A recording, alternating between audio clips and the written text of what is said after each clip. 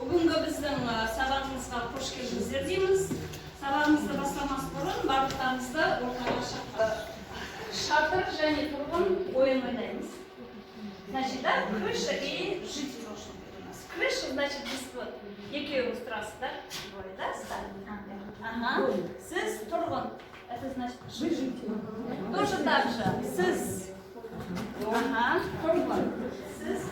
Ага. Тұрғын. Жақсы. Енді мен өзім тұрғын боламын. Значит, я житель, да?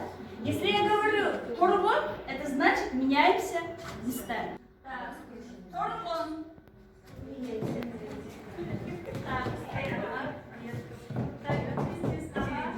теперь ваш ответ. Ну, теперь вы скажете шатер или тұрғын. Шатер это крыша, а тұрғын это шатер. Шатер. Находите место. Все. Теперь вы. Кто остался? А кто остался? Нет, кто-то что не местами или правильно уже. Скажите или тұрғын, или шатер. Шатер. Шатер. Вы поняли, какое место? Нет. Вы опять остались. Давайте. Так, тогда.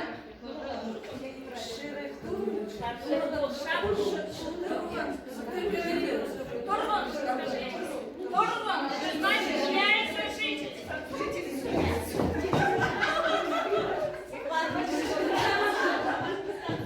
Хорошо, теперь мы так и сейчас поделимся.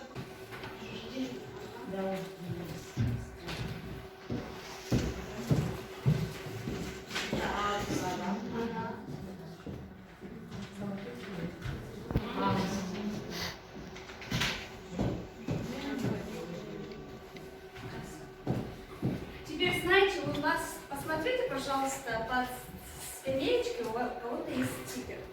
Если у кого стикер, это значит, будет ваш, да, стикер будет в своей команде. Внимательно посмотрите. Да. Берем стулья. Стулья, посмотрите, есть стулья. Все.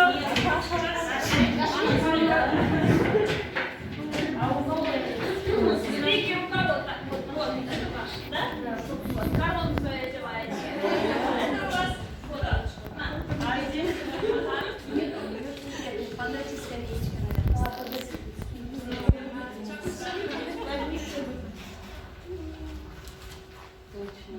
Там никого не давайте. Они моё. А моя в спальне. Тоже рядом с нами.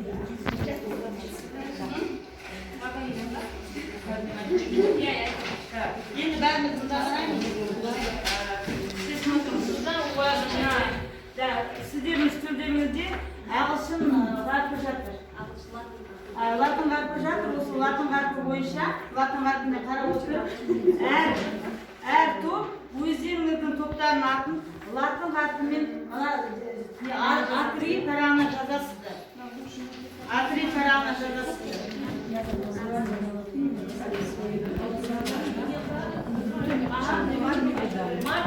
Маркермен жаза беріңіз. Нет, я же не знаю, как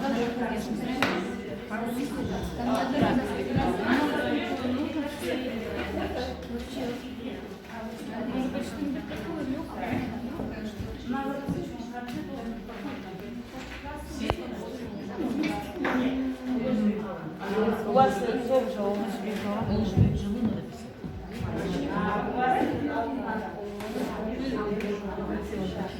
Анг стиле, да? Анг стиле. Ладно, сначала на русском? Нет. Анг стиле. Осына латын стиле. Анг стиле дегенде латын латын. Анг стиле. Именно слова анг стиле.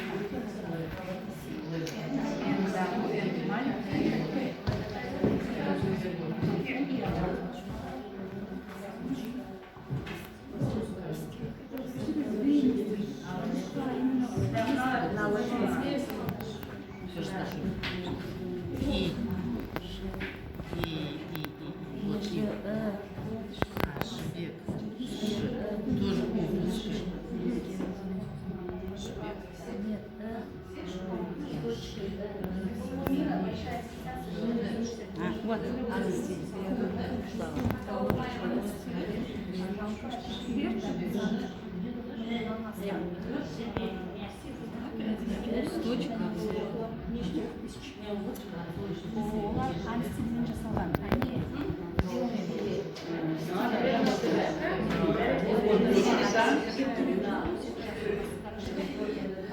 Человека, ему возраст 17 лет. Да, он жауынгер. Оружие. Так, жақсы. Енді бірінші топ. Өздеріңіздің топтарыңызды таныстырып өтсеңіздер. Прочитайте ваше, как называется ваше. Нет, просто ваш топ, сіздің группа как называется? Біздің топ 6 адам. 6 адам, жақсы. Қош келдіңіздер. Екінші топ. Біздің топ аңсер. Қош келдіңіздер дейміз. Ал үшінші топ бізде. Біздің топ Ұлы Жібек жолы. Жақсы. Рахмет. Енді барлығымыз тақтаға көңіл аударсаңыздар. Өткеннің мақтарын тұтып, бүгінін нақты бағалай білу және болашаққа оң көзқарас таныту еліміздің табысты болуының кепілі дегеніміз осы. Нұрсұлтан Әбішұлы Назарбаевтың барлығымыз білеміз, осы биылғы жылдың жолдауында ұлы даланың жеті қыры. Бірінші атқа міну мәдениеті, ұлы даланың ежелгі металлургиясы, аңыз стилі, алтын адам және түркі әлемінің бесігі Ұлы Жібек жолы, Қазақстан алма мен қызғалдақтың отаны деген болатын. Біз осы тақырыпқа байланысты сіздерді бүгін осындай 3 топқа бөліп отырмыз. Енді біздің келесі жұмысымыз мына тыңдасақ кішкене.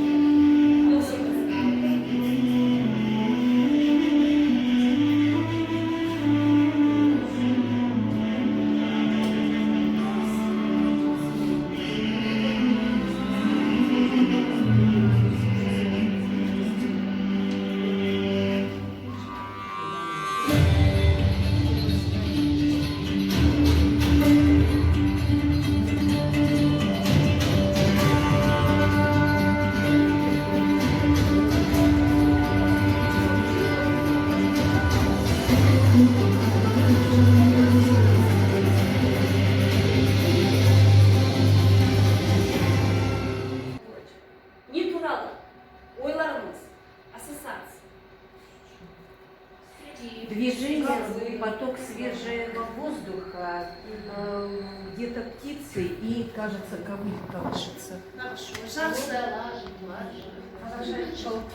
Жақсы, тағы сіздерде? Орел парит в воздухе. Жақсы, тағы ойларыңыз, айта беріңіздер, не тағы? Асасында не ойын сөз айтқыңыз келеді, ойыңыз қандай, сезім қандай болады? Адамның мұны, қайғысы, ойлары, армандары, таусылмайтын қаһармандық, елге елеулік сезім. Тәуелсіздік сезімі дейміз, осындай әуенді тыңдаған кезде біз өзіміздің туған жеріміз, еліміз туралы есімізге келеді. Сонымен бірге өзіміздің туған жерге деген отан сүйгіштігімізді пайда болуына сенімдімін. Енді бәріміз қарайық, гадали мы.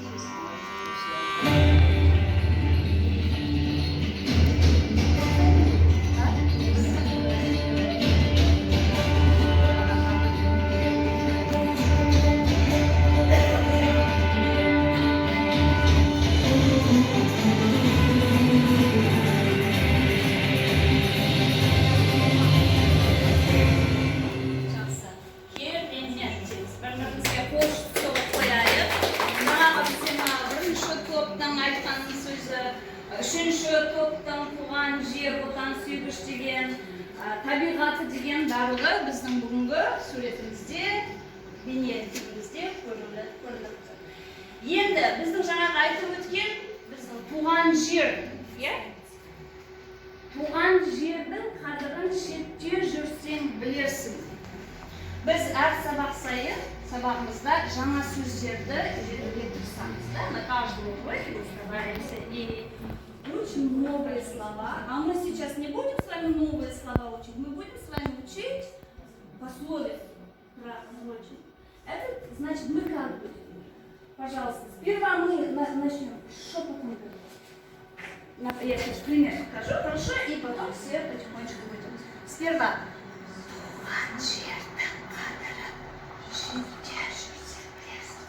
Все шепотом. Потом добавляешь еще ты. Потом еще чуть-чуть. Туған жердің қадірін шетте жүрсең білерсің. Потом еще, да, попробуй. Туған жердің қадірін шетте жүрсең білерсің. Потом на весь голос. Туған жердің қадірін шетте жүрсең білерсің. Это у нас было репетиция. Теперь начнем заново. Хорошо? Жақсы ма? Давайте, все каждый шепотом начнем. Все хором только. На, раз, два, три.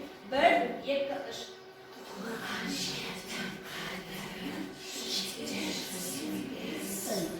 туған жердің қадірін шетте жүрсең білерсің. Туған жердің қадірін шетте жүрсең білерсің. Туған жердің қадірін шетте жүрсең білерсің. Туған жердің қадірін шетте жүрсең білерсің. Еще. Туған жердің қадірін шетте жүрсең білерсің. Өте жақсы. Келіңдер. Енді біз бұны бірінші топ айтып көрсінші. Сосын екінші топ және үшінші топ. Жақсы ма? Бірінші топ тыңдаймыз. Туған жердің қадірін шетте жүрсең білерсің. Туған жердің қадірін шетте жүрсең білерсің. Туған жердің қадірін шетте жүрсең білерсің. Туған жердің қадірін шетте жүрсең білерсің. Молодцы. Өте жақсы. Керемет. Енді екінші топты тыңдаймыз. Шетте жүрсең білерсің. Туған жердің қадірін шетте жүрсең білерсің. Туған жердің қадірін шетте жүрсең білерсің. Туған жердің қадірін шетте жүрсең білерсің. Керемет, өте жақсы. Енді үшінші топты тыңдаймыз. Туған жердің қадірін шетте жүрсең білерсің. Туған жердің қадірін шетте жүрсең білерсің. Туған жердің қадірін шетте жүрсең білерсің. Туған жердің қадірін шетте жүрсең білерсің. Хорошо, өте жақсы. Бір-бірімізге қол шеберлікті көрсетіп, қол соғып қойып отыруларыңызды сұраймын. Жақсы. Енді бүгінгі мақал мәтелді барлығымыз есімізде сақтап қалдық деп ойлаймын, иә? Енді әр топтың алдында мәтін жатыр. Мәтінді. Әр топ өздері оқып шығады. Сіздерде ұлы дала, жібек жолы, сіздердегі мәтініне аң стилі туралы мұқият оқып шығамыз. Алтын адам мұқият оқып шығамыз.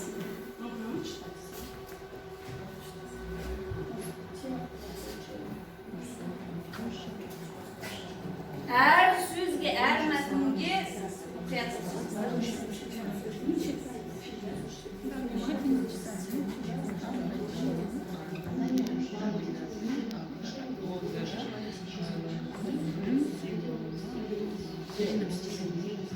Так, бір минутты уақыт.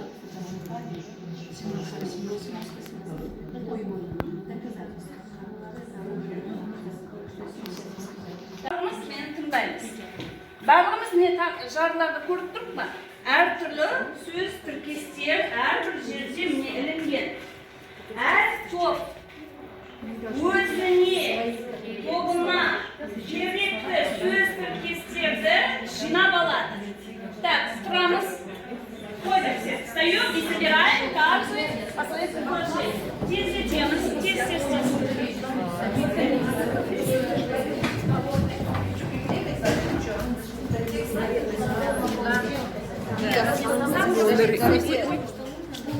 Так, дальше что у нас? Стиль. Так, тездетеміз.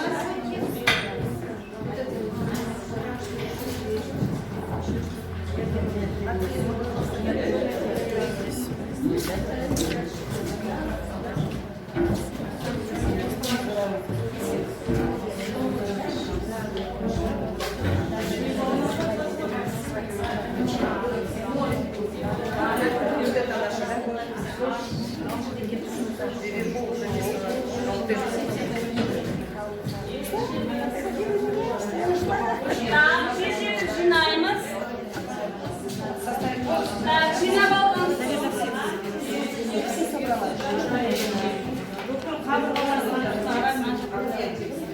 Ана жерде қалып қойды. Тездетеміз.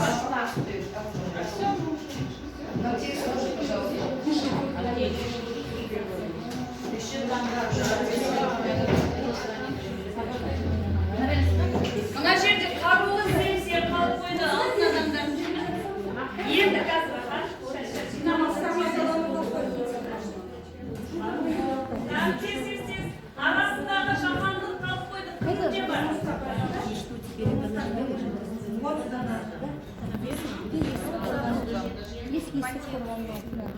Міне қарулар сенсер деген қалды. Енді отырамыз. Жинадық па? Енді жұмыстарымызды постерға жабыстырамыз.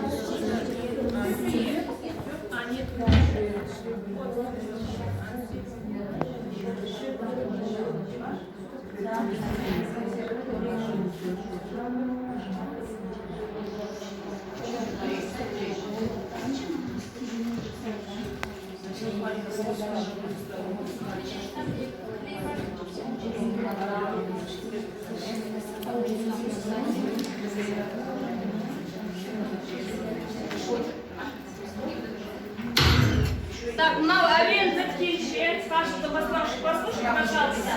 Пока эта мелодия закончится, вы тоже должны закончить свою работу. Хорошо?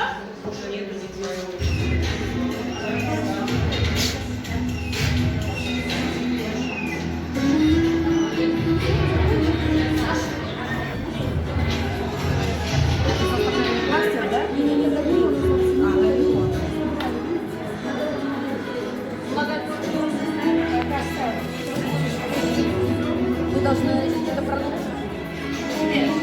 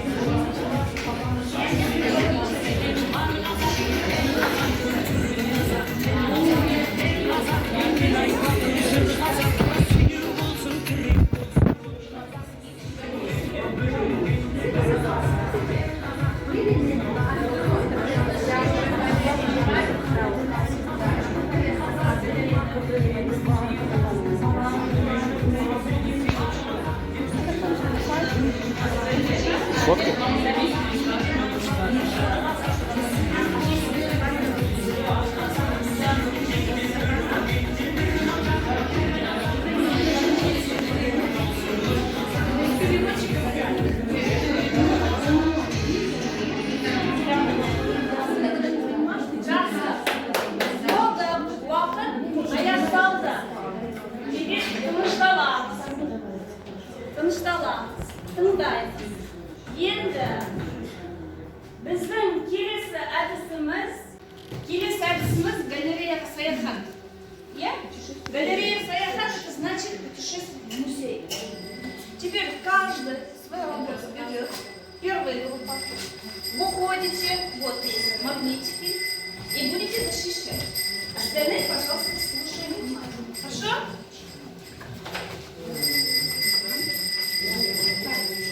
Так, теперь.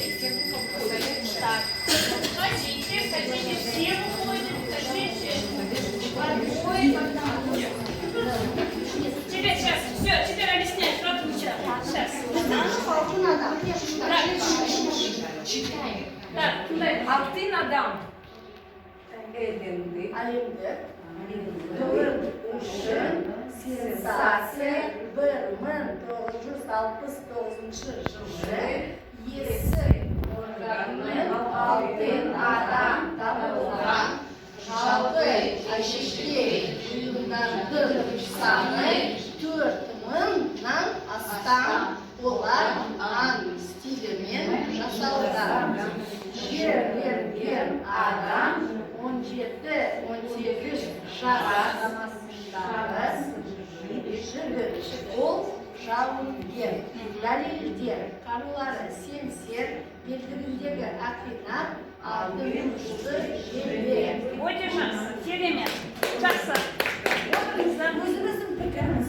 Теперь өз Қазақстанға елеулі ескерткіш емес, бүкіл әлемдіктің құндылығы.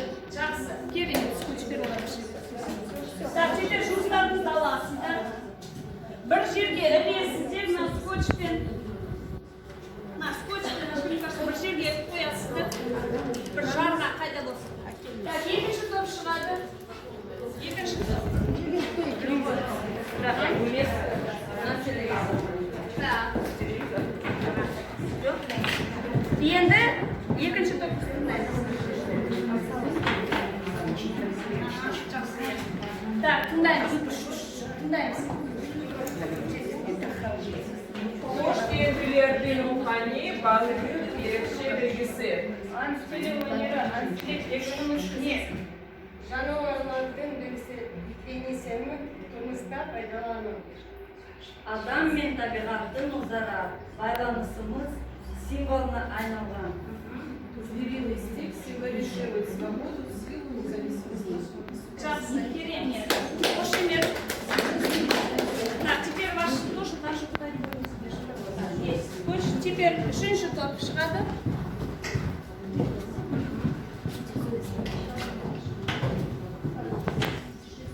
Так, тыңдаймыз.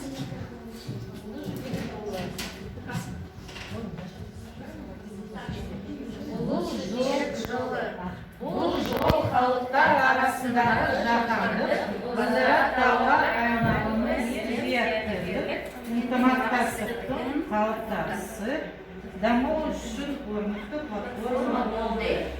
Елдар үнсіз ұйымдастырып, қауіпсіздік қамтамасыз еткен.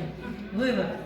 Великий шелковый путь – это связующее звено между Востоком и Западом в сфере политики и экономики и в первую очередь использовался для вывоза шелка из Китая. Также жұмыстарыңызды бір жаққа ілесіздер, алып аға. Жақсы, тездер. Енді әр топтың алдында стикер жатады.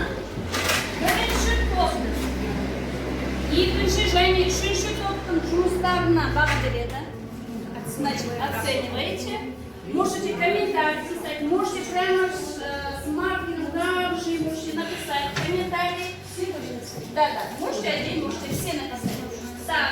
екінші топ бірінші және үшінші топтың жұмыстарын бағалайды, үшінші топ екінші және бірінші жұмыстарын бағалайды. Жақсы ма? Тездетеміз. 1-2 минут.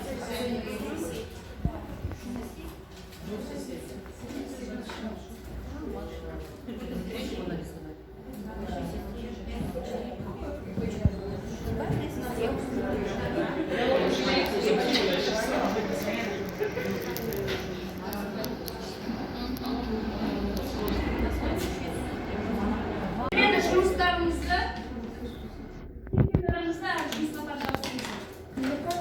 вот ваш дело. Второй ряд на третий ряд.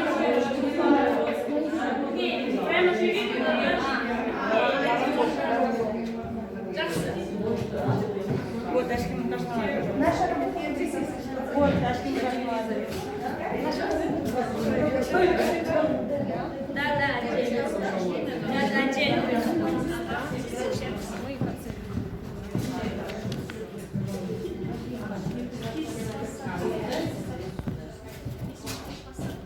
Жақсы. Так, болдық па? Енді бірінші топ өздеріңіз жұмыстарыңыздың қасына келесіздер. Біреу. Да? Сейчас будете читать мне комментарии? Читайте. Так, екінші топ.